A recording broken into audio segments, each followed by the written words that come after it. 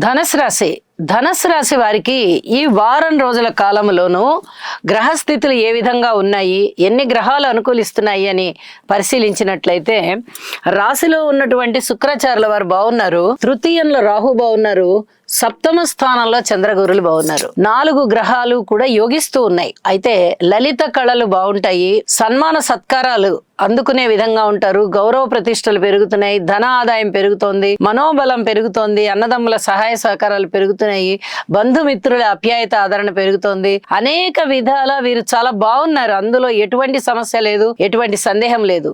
ఇక్కడ జాగ్రత్తలు తీసుకోవాల్సిన అంశాలు కూడా అధికంగానే కనిపిస్తున్నాయి. అవి ఏమిటి అంటే, ఏదైనా భూమికి సంబంధించి తగాదాలున్నా, సంతానానికి సంబంధించి ఏదైనా అసంతృప్తి ఉన్నా, దూర ప్రాంత ప్రయాణాలలో వీరు జన్మభూమిని విడిచిపెట్టి దూర ప్రాంతాలకి వెళ్లి అక్కడ జీవనం చేస్తూ ఉన్నవారు కొన్ని రకాలైనటువంటి జాగ్రత్తలు తీసుకోవాలి.